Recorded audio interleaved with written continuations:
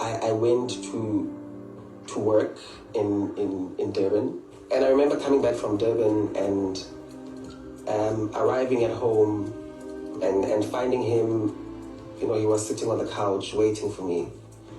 And immediately when I got there, he said to me, where do you come from? And I said to him, what do you mean when you say where do I come from? Because you know where I come from. And, he continued to say to me that I'm not telling the truth. And he came upstairs. I remember he had a bottle of champagne in his hand. And I was trying to get out of the clothes I was wearing, and he, started spilling champagne on me. And with me trying to find out what was going on, he started beating me up. And his main aim in everything, I remember him saying that he needs to mess up my face, because this beautiful face is messing things up for him.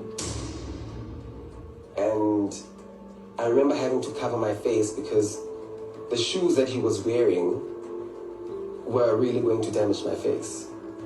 And, he started hitting me in the ribs, started hitting me, my legs. And I couldn't walk. I crawled down the stairs. At that point, I believe that my ribs were broken because I couldn't really move this part of my body. And in doing that, I reached for my car keys and I ran out. And I remember him trying to block the driveway with his car. And I said to him, if anything, just allow me to leave. I then decided to call a friend of mine who is a doctor. At that time, he was stationed at Fosterhouse Hospital.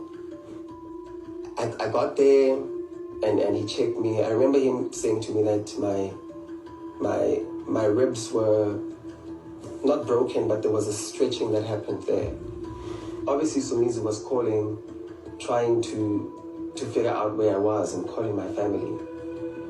And how we eventually got to speak was through his friend, Tammy, who called me and pleaded with me to come to his house so that he can talk to me about this incident.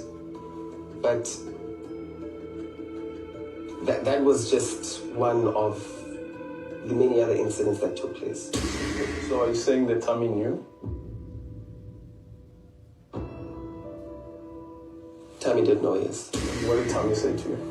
Tammy told me that Somizi is sorry, and he promises that it will never happen again, and that I should go back to the house.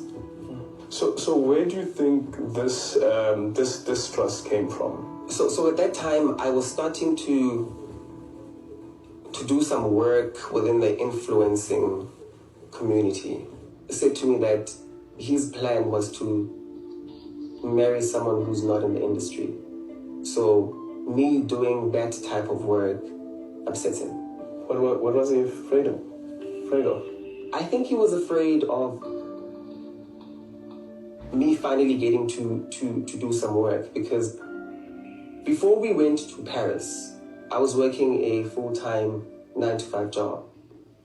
And we had spent so much time going away that at the time when we were supposed to go to Paris, I had no leave days. And my boss then said to me, unfortunately, she can't allow me to leave. Without my knowledge, Somizi sent an email to my boss asking her that she releases me to go to Paris because flights and accommodation have been booked. And I was shocked, and I had a conversation with him. And upon us having that conversation, he then said to me that I need to resign. And, he kept on saying to me that you need to resign because this Paris trip needs to happen. And you need to resign because you can't be working a 9-to-5 job. You need to resign because there are other business interests that you can take part in. So at the time when the influencing work came, I was unemployed and resigned because he asked me to. So for me, it sort of didn't make sense that this person who asked me to leave my job, and when those opportunities presented themselves, he became the same person to tell me not to go for those opportunities.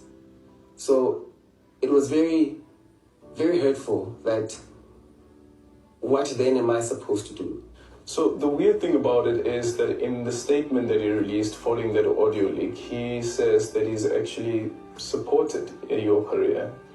I guess even in the freelancing things that you were doing following your resignation. I won't lie and say that being in a relationship with him got me to a point where people started having an interest in who I was.